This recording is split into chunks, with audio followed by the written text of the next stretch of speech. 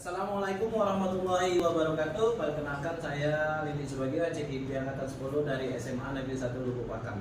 Kali ini saya tidak sendiri, saya bersama dengan Ibu Nuri Rahmadani. Beliau adalah guru ekonomi di SMA Negeri 1 Lubuk Pakam.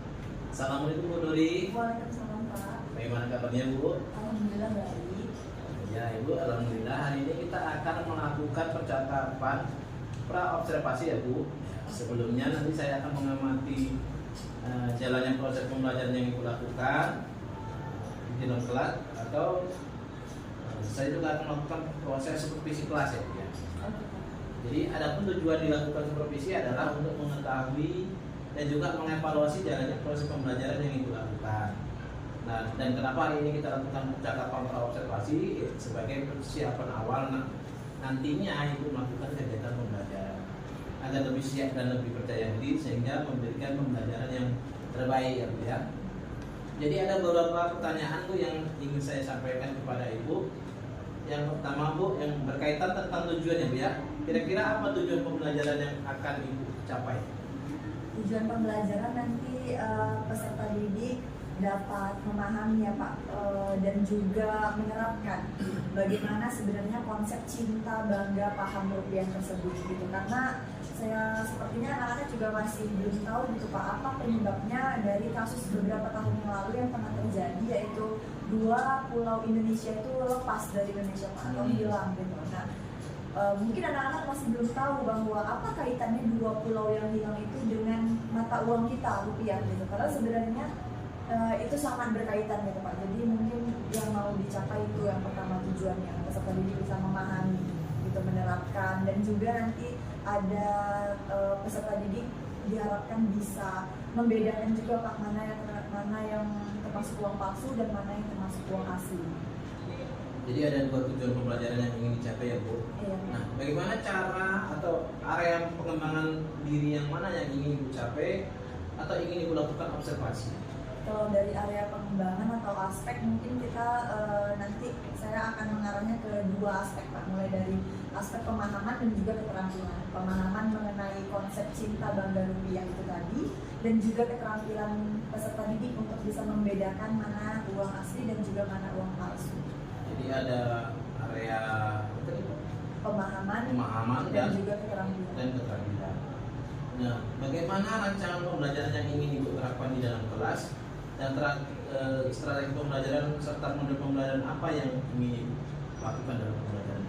Sebenarnya untuk pertemuan kali ini saya tidak terlalu menggunakan model pembelajaran khusus ya Pak. Jadi saya pertama itu pasti mungkin memberikan pertanyaan pemantik untuk menarik nalar kritis dari anak-anak.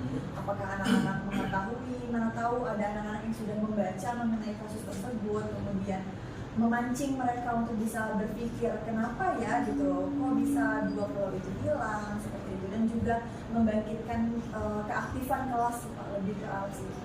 Jadi dari awal itu kita melakukan assessment awal untuk mengetahui sejauh mana pemahaman mereka tentang tujuan pembelajaran yang ingin dicapai.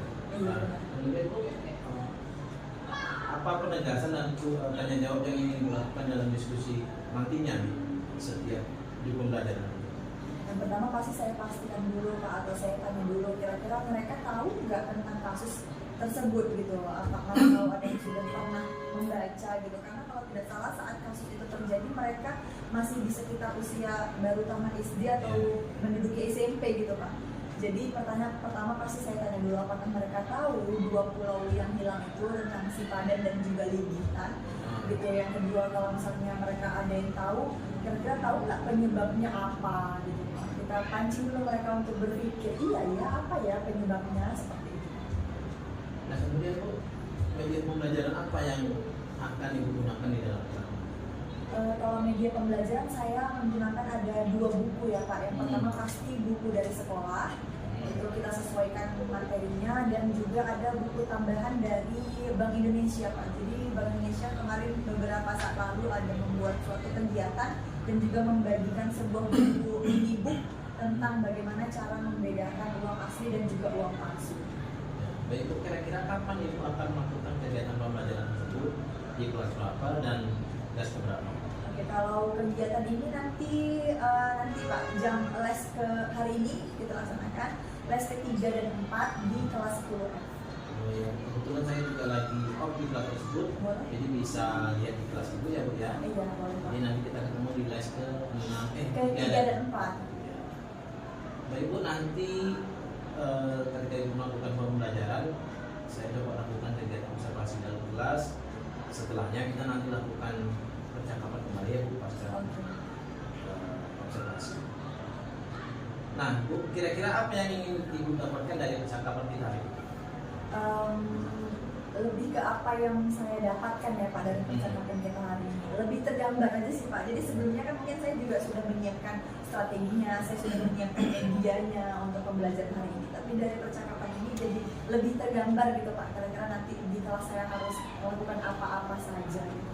Baik Bu, terima kasih atas waktunya dan sudah bersedia berbincang dengan saya untuk kegiatan observasi. Kita ketemu nanti di les ke-3 dan 4 di kelas mana Bu? Di kelas 10F. 10 Demikian percakapan kita hari ini, sampai ketemu di kegiatan observasi dan juga percakapan pasca observasi. Terima kasih. Assalamualaikum warahmatullahi wabarakatuh. Siapa yang biasanya menyiapkan? Oke, silakan. Berdiri.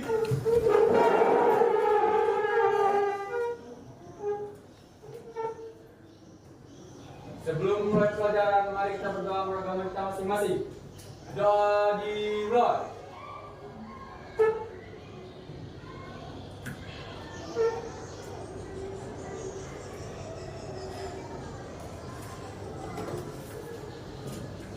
Doa selesai.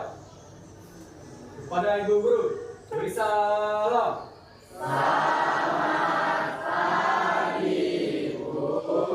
Pagi semua, silakan duduk. Oke, sebelum kita mulai pembelajaran hari ini ada yang nggak datang nggak? Ada. Siapa? Yohana. Keterangannya? Tidak ada keterangan. Selain itu? Nggak ada. Oke. Sebelum kita mulai pembelajaran, Ibu mau lihat dulu semangatnya pagi ini. Bisa? Bisa. Kalau Ibu bilang selamat pagi semuanya, jawabannya pagi, pagi, pagi luar biasa. Bisa? Bisa. Selamat pagi semua. Pagi, pagi, pagi luar biasa. Kalau udah semangat gini kan enak ya kita mulai pembelajaran. Ada yang tahu belum siapa wali kelas ini? Oh, udah langsung tahu ya? Oke, kenalin dulu sebelumnya, nama Ibu Nuri. Jadi untuk selama 1 tahun ke depan atau selama pembelajaran kelas 10 ini, Ibu akan jadi wali kelas kalian. Senang atau enggak? Kalau biasanya juga enggak apa-apa. Ya, nah, udah tahu belum Ibu guru apa? Pintar ya, udah tahu semua informasinya. Ya kan? Nah, pintar. Jadi untuk yang kalian ketahui, kalau di dalam sebuah kelas itu ada namanya kesepakatan kelas. Udah pernah dengar belum sebelumnya? Belum. Nah, jadi kegiatan kita pagi ini akan membuat yang namanya kesepakatan kelas. Nah, kesepakatan kelas itu tidak bisa hanya dari Ibu saja yang memberikan peraturan atau memberikan hal-hal apa saja yang harus kita patuhi dalam pembelajaran di kelas ini. Tapi Ibu maunya ada saran dari kalian. Kira-kira apa sih peraturan atau hal-hal yang harus kita tepati selama pembelajaran 1 tahun ke depan? Ini nggak hanya di mata pelajaran ekonomi atau saat Ibu masuk aja ya, tapi berlaku untuk semua guru. Sampai sini paham? Ibu minta satu-satu ke depan untuk menuliskan keyakinan kelas di papan. Siapa yang mau jadi orang pertama? Oke, silakan.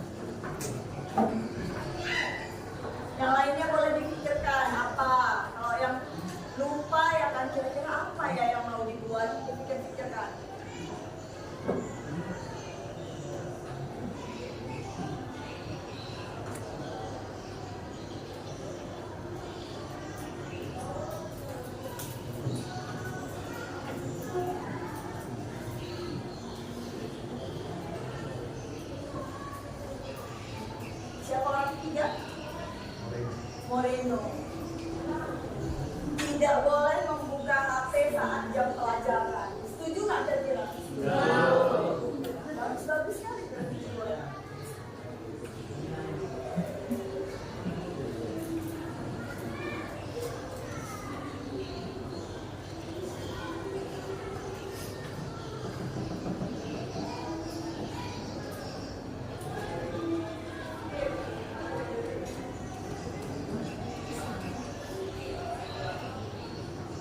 Moreno buat tidak boleh ribut saat belajar. Orang selanjutnya Togi. Togi itu murah senyum ya kan? Senyum aja dia.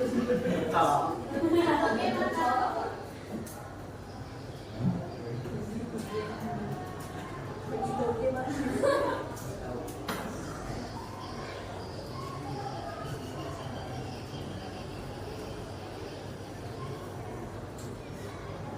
Konsisten.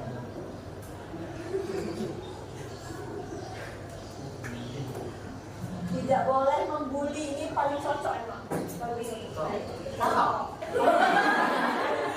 Selanjutnya Padel. Tadi yang bisa ngedance ya?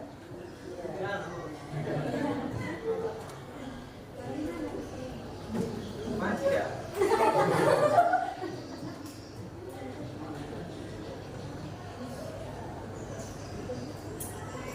Itu masih nggak tahu sih judulnya.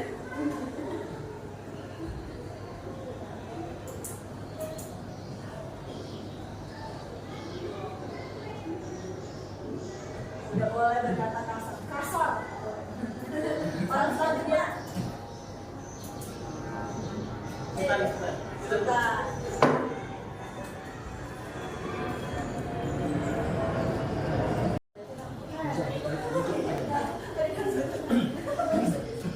Orang selanjutnya.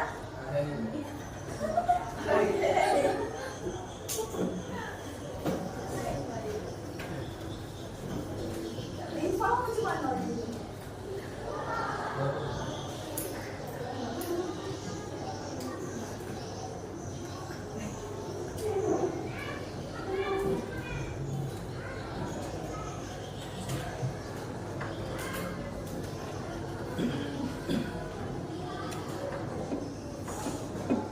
Tidak boleh keluar tanpa izin. Orang selanjutnya Cel.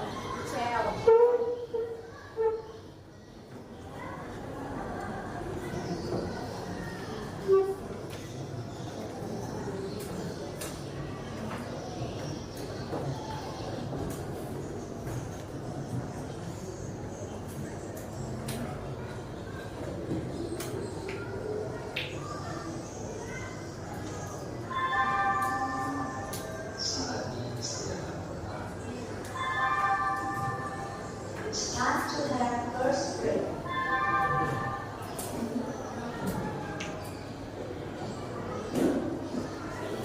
Oke, selanjutnya Dewi.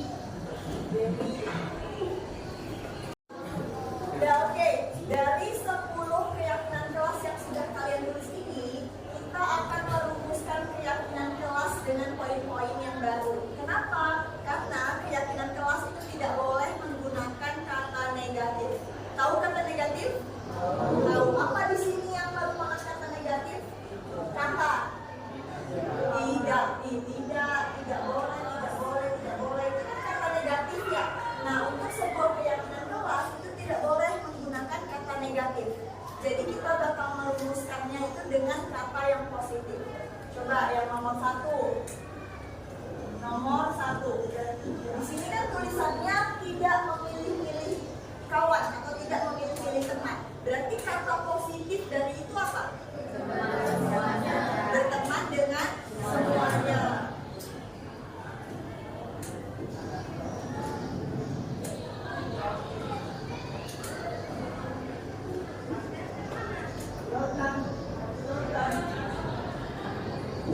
Oke, poin nomor 2. Tidak boleh membuka HP saat jam pelajaran. Itu kan negatif karena ada kata tidak boleh. Berarti kata positif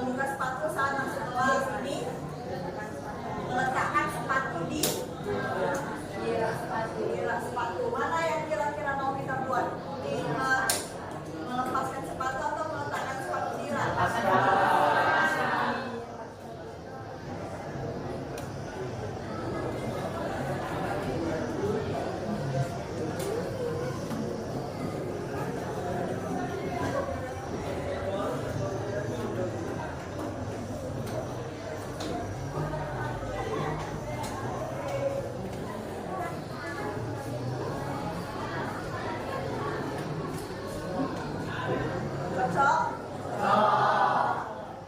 Nomor 7, tidak boleh keluar kelas tanpa izin. Kira-kira itu apa kalimat positifnya?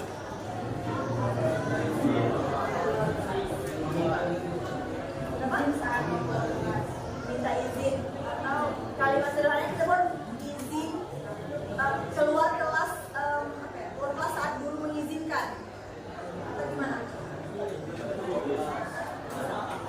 Apa?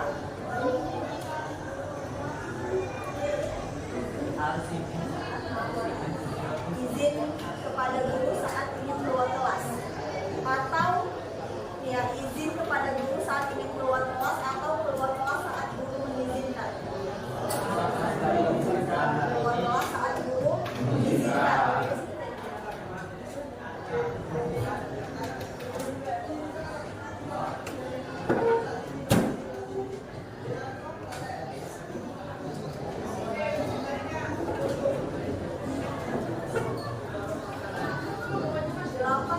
Oke, berarti di sini udah ada yang 10 kesepakatan kelas yang sudah kita sepakati.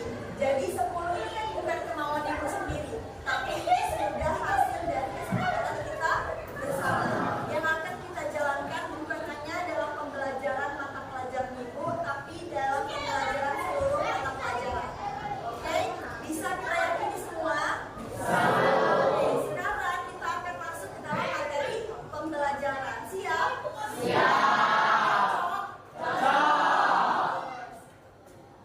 Oke, sebelum kita mulai pembelajaran, ibu mau tes dulu semangatnya pagi ini. Seperti biasa, kalau ibu bilang selamat pagi semua, jawabannya pagi, pagi, pagi, luar biasa. Bisa? Bisa. Selamat pagi semua. Pagi, pagi, pagi, luar biasa.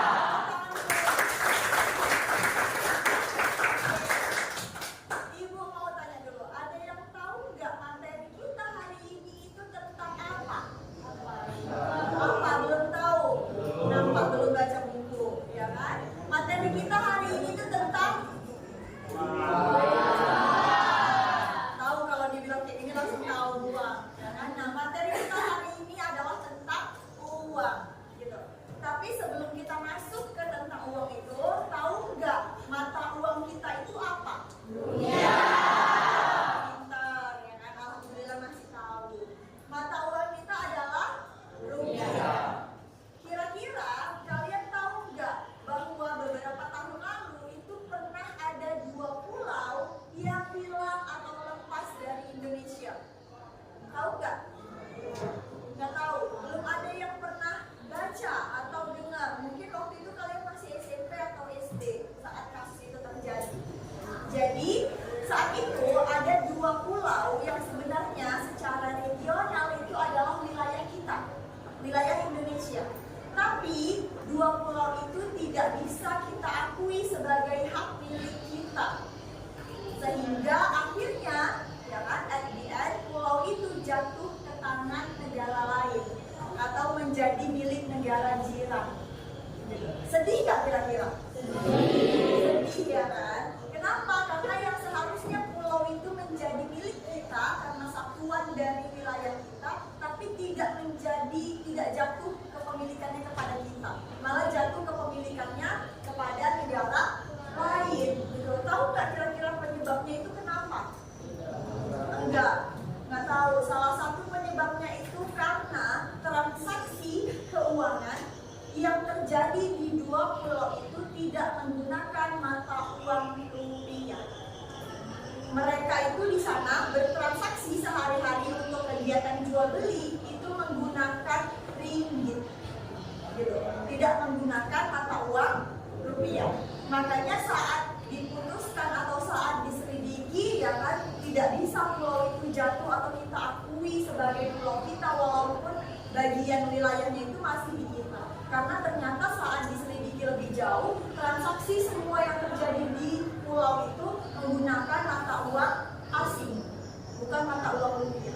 Sehingga kita tidak bisa mengklaim pulau itu menjadi milik kita. Nah, itu kira-kira kesalahan siapa?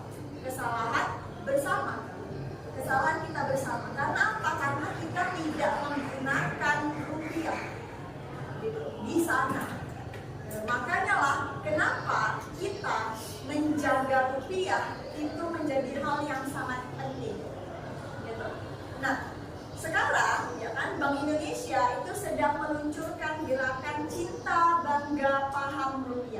Jadi bukan cinta bangga paham dia aja, tapi cinta bangga dan paham dia. Gimana sih caranya atau kenapa sih kita harus bangga terhadap rupiah? Gitu. Berdasarkan kasus yang tadi, ya kan? Rupiah itu menjadi cerminan kedaulatan negara kita. Setuju gak? Andai saja, kalau waktu itu ya kan transaksi yang terjadi di pulau itu ya kan masyarakatnya bangga menggunakan rupiah, mungkin pulau itu nggak akan jatuh ke pihak luar, benar nggak? Benar. Gitu. Nah makanya lah sekarang untuk tetap menjaga kedaulatan negara Republik Indonesia ini kita harus gencar untuk cinta, bangga dan juga paham terhadap rupiah. Apa sih salah satu bentuk bahwa kita cinta, bangga dan paham terhadap rupiah? Salah satunya dengan merawat rupiah. Gitu. Gimana cara merawatnya? Menggunakannya, terus apa lagi? Tahu nggak gimana cara menyimpan uang yang baik dan benar? Di dompet, ya di dompet yang mungkin di jalan, ya kan? Gimana cara menyimpannya? Yang pertama, ada nggak kalian yang masih melipat uang? Masih. Ada nggak di antara kalian yang masih meremas uang? Masih. Ada nggak kita temukan uang yang masih di staples? Di hanger? Biasa di warung-warung masih ada. Ada nggak di antara kalian yang menemukan bahwa uang itu sobek? Ada. Dilasiban kan? Dia sobek, dilasiban baru digunakan. Tetap terus digunakan. Ada nggak di antara kalian yang menemukan uang itu dicoret? Biasanya ditulis nomor HP. Mau tukaran nomor HP sama crush, tulisnya di uang 1.000 nomornya, ya kan? Di uang mana? Ya kan biasa di uang 1.000, di uang 2.000, ditulis nomor, dicoret-coret, digambar-gambar muka pahlawannya. Udah ada di situ muka pahlawan, kalian pakaikan kacamata di situ, kalian coret-coret dasinya, ya kan? Topinya kalian gambar-gambar. Ada nggak yang masih melakukan itu? Ada, bahkan banyak. Gitu. Nah, kelima hal itu merupakan bukti bahwa kita sebenarnya tidak menjaga rupiah itu dengan baik. Ngakunya aja cinta, ngakunya aja bangga, ngakunya aja paham, tapi nggak di-treat dengan baik. Paham nggak? Kalau misalnya kita cinta, kita bangga, kita paham terhadap seseorang, kita treat dengan baik gak dia?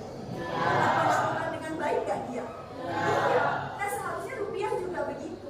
Gitu loh. Kalau kita memang cinta, bangga dan paham rupiah, kita harus merawat uang rupiah itu dengan baik dan benar. Makanya lah ada slogan yang namanya 5J. Apa itu 5J? Jangan dilipat.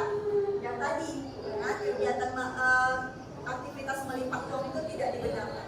Jangan dilipat, jangan dicoret, jangan di staples, jangan di sobek atau dikoyak, jangan diremas.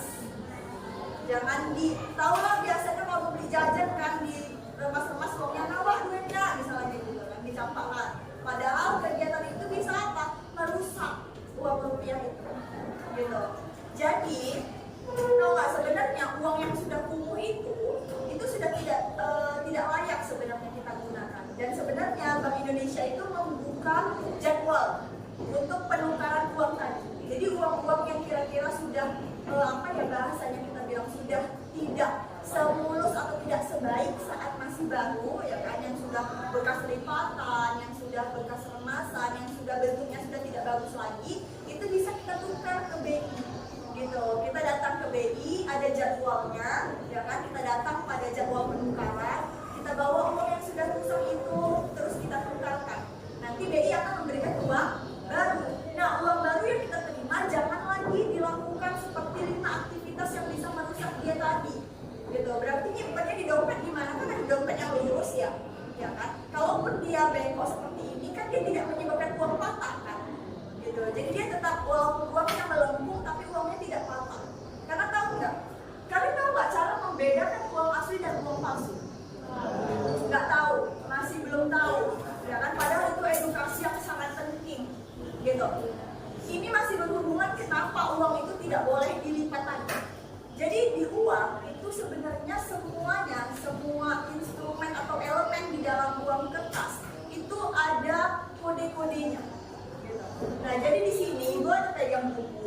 dari Bank Indonesia, yaitu tentang ciri keaslian uang rupiah. Gitu. Kita selama ini cuma taunya apa? Slogan kalau kita mau ngecek uang asli atau uang palsu. Dilihat, diraba, diterawang. Gimana lagunya? Dilihat, diraba, diterawang. Biasanya kayak gitu kan? Nah, nerawangnya pakai apa sih? Cahaya apa? Cahaya matahari. Jadi kita harus ke bawah matahari. Jadi kalau malam kita nggak bisa cek keaslian uang. Pakai apa? Kalau malam? Pakai lampu. Lampu apa? Sinar UV. Jadi kalian tahu nggak kalau ada senter sinar UV?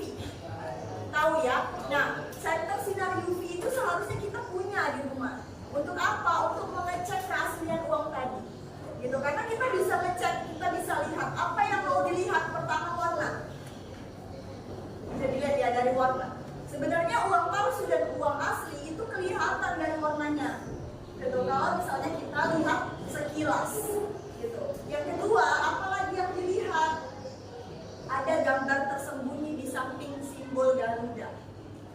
Kalau ada uangnya boleh dikeluarin, kan dicek, gitu, dilihat coba. Di samping gambar Garuda itu sebenarnya ada simbol, gitu, ada gambar tersembunyi multi warna, gitu, boleh dilihat, boleh dicek.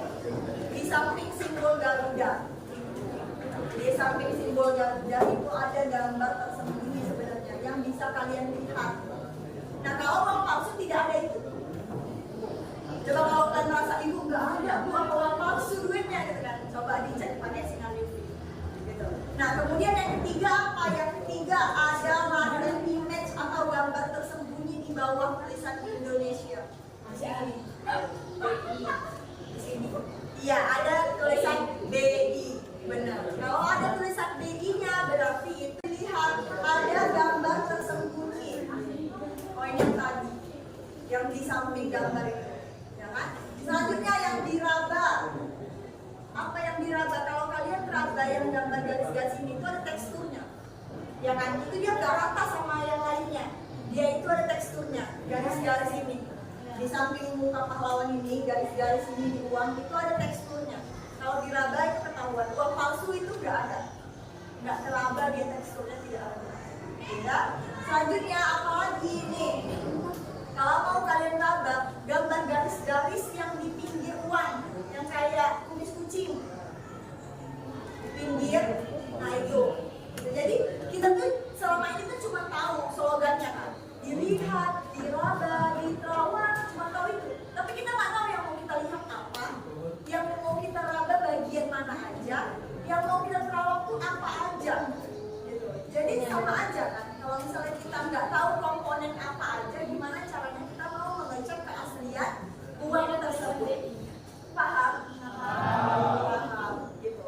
Nah, jadi mulai saat ini cobalah, misalnya ada nanti teman-temannya atau misalnya dompet kalian masih dompet yang tipenya uangnya itu patah kalau di dalam, coba gimana caranya biar uang itu tidak lagi patah, tidak lagi terlipat sampai ada bekas garisnya itu. Terus jangan lagi kalau uang itu di staples, di hektar-hektar, jangan lagi gitu. Makanya kalau kalian ambil uang di bank, apakah uang di bank itu ada yang di staples? Gak ada. Mereka pakai yang ikat itu kan, yang di pinggir, misalnya itu berapa nominalnya. Mana ada yang di hektar-hektar gitu, jangan lagi. Kalau ada teman-teman kalian yang masih uangnya itu diremas-remas, dikasih tahu, yuk jangan lagi kita meremas uang, jangan lagi kita mensobek uang, jangan lagi mencoret-coret uang. Dengan cara merawat rupiah dengan baik, merawat uang kita dengan baik, itu adalah bentuk perwujudan bahwa kita apa? Cinta, bangga, dan paham dengan rupiah. Gitu. Kira-kira kalau misalnya semua generasi Z ini melakukan hal itu, pasti rupiah kita terjaga. Gitu. Ya kan? Pasti rupiah kita terjaga karena sebenarnya percetakan uang itu juga sudah memberikan elemen-elemen yang sangat bisa menunjukkan bahwa itu uang asli. Kalau kalian center pakai sinar UV itu akan kayak gini dia warnanya, akan kelihatan semua kodenya. Tapi dia warnanya jadi warna kayak ultraviolet gitu kan, warnanya tuh bakal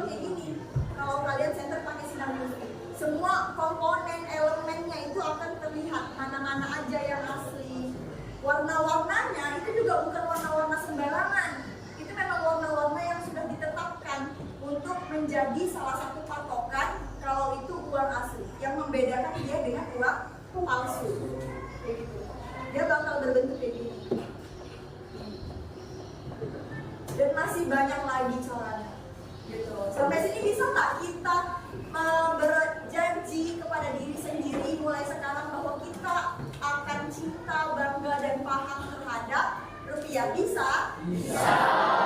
Oke, kita mau yel-yel dulu. Kalau ibu bilang CBP rupiah, jawabannya cinta, bangga, paham, rupiah. Bisa? Cinta, bangga, paham, rupiah. Bisa? Cinta, bangga, paham, rupiah. Bisa? Kasih ya. CBP rupiah. Cinta, bangga, paham, rupiah.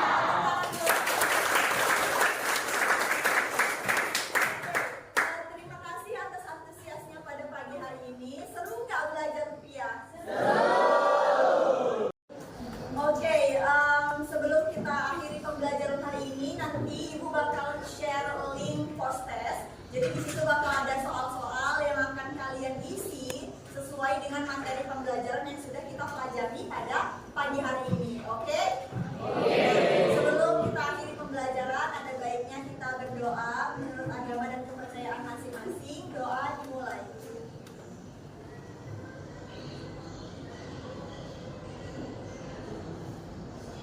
Doa selesai. Oke, sekian pertemuan kita hari ini. Sampai jumpa di pertemuan berikutnya. Selamat pagi.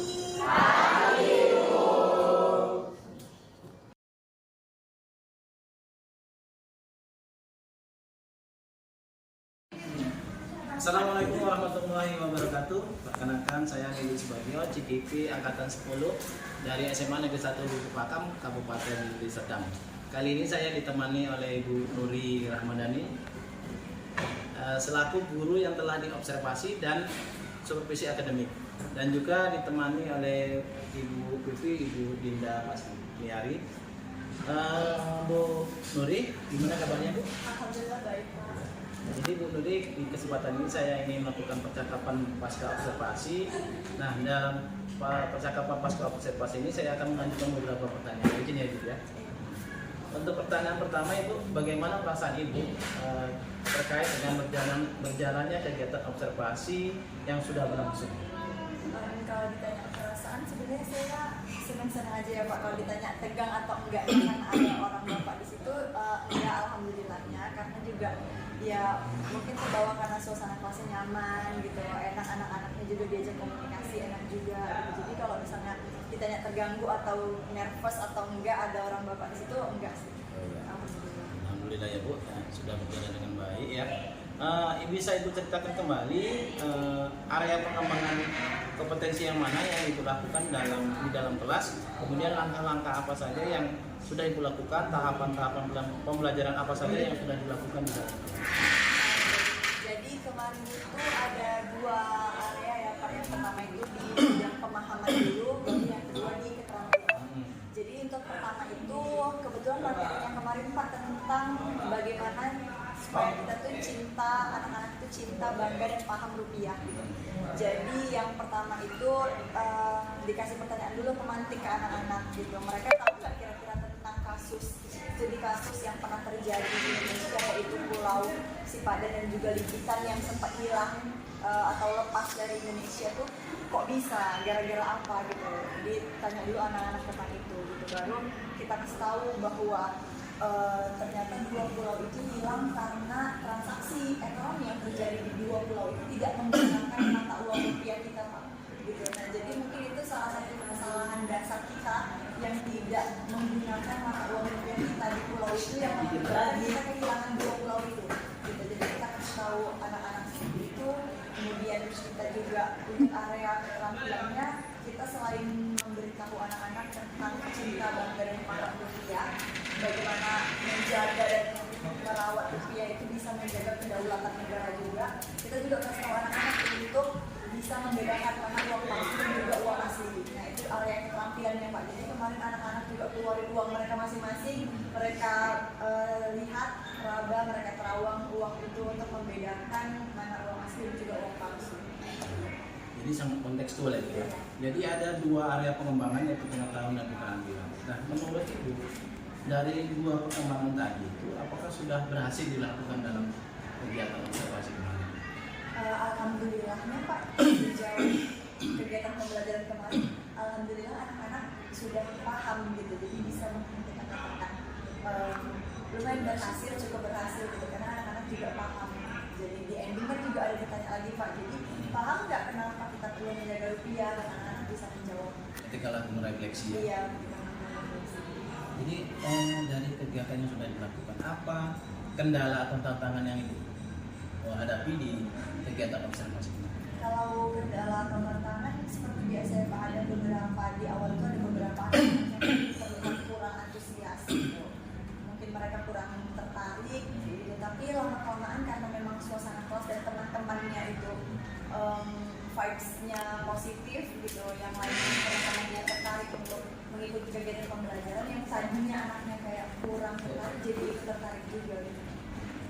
Menurut Ibu tadi kan ada beberapa siswa yang terlihat kurang aktif, kurang tertarik dalam pembelajaran. Menurut Ibu, apa yang membuat mereka itu kurang tertarik di awal? Mungkin yang pertama bisa jadi entah mereka bosan atau bagaimana ya kan Pak. Kemudian Bu, untuk berikutnya apa rencana Ibu ke depan dalam pemetaan kebutuhan peserta didik mengantisipasi peserta didik yang di awal pembelajaran kurang? Kedepannya sih rencananya itu kemarin mau dibuat kelompok aja nanti Pak, dikelompokkan berdasarkan kemampuan yang berbeda-beda biar bisa saling belajar tutor sebaya gitu teman-temannya, biar dia pun lebih tertarik juga gitu untuk belajar. Kira-kira kapan perencanaan itu dimulai? Terima kasih Bu atas semua jawabannya. Mudah-mudahan rencana yang Ibu sampaikan tadi bisa direalisasikan untuk membawa pembelajaran yang lebih baik, yang lebih terima kasih Ibu atas jawabannya. Demikian Bapak Ibu percakapan pasca observasi saya. Mungkin ada tambahan dari Ibu pengajar rutin. Baik, terima kasih. Nah, tadi Nuri Rahmadani sudah membantu terkait aksi nyata dari ketiga yang akan dilakukan kali ini. Sebelumnya Pak Willy sudah melakukan observasi terlebih dahulu kepada Ibu Nuri. Kenapa? Pak Willy kan sudah mendapatkan pemahaman terkait pembelajaran diferensiasi dan juga positif. Nah, pemahaman itu yang didapatkan Pak Willy ini mau ditularkan ke Ibu Nuri supaya Ibu Nuri bisa mencoba. Karena apa? Karena mungkin selama ini di kelas banyak ditemukan terkait permasalahan proses pembelajaran. Nah, kebetulan Pak Willy sudah mencoba, sudah mempraktekannya, sehingga Pak Willy menginformasikan kepada Ibu Nuri ini ada satu bentuk strategi pembelajaran yang mungkin mampu memperbaiki proses pembelajaran ke depan. Kemudian Pak Willy juga sudah mungkin mengajari Ibu Nuri juga terkait bagaimana menyusun pembelajaran diferensiasi dan desainnya ya kan, sehingga nanti membantu Bu Nuri dalam proses pembelajaran. Kemudian Pak Willy juga sudah melakukan observasi terkait pembelajaran Ibu Nuri. Kemudian juga yang kita lakukan ini adalah proses pasca observasi. Kita menggali apa yang terjadi di dalam kelas, karena nggak mungkin sesuai semuanya ya Pak, dari awal sampai sesuai dengan harapan kita. Mungkin ada beberapa bagian yang nggak sesuai dengan ekspektasi kita, sehingga perlu kita lakukan coaching yang dilakukan Pak Lili tadi itu sudah sesuai dengan alur kita. Mungkin tadi yang pertama saya belum begitu kali tujuan coachingnya tadi belum disampaikan ya Pak, gitu aja.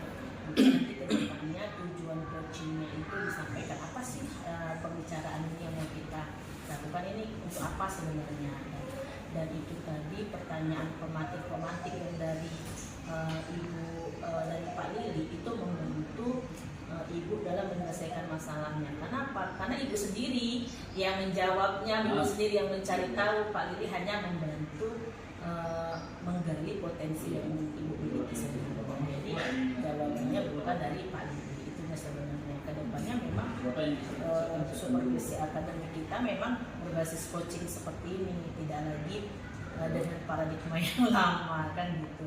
Nah, dan juga sekarang fungsi pengawas hanya mendampingi ya Pak, karena semua pure ke pimpinan kita. Kan.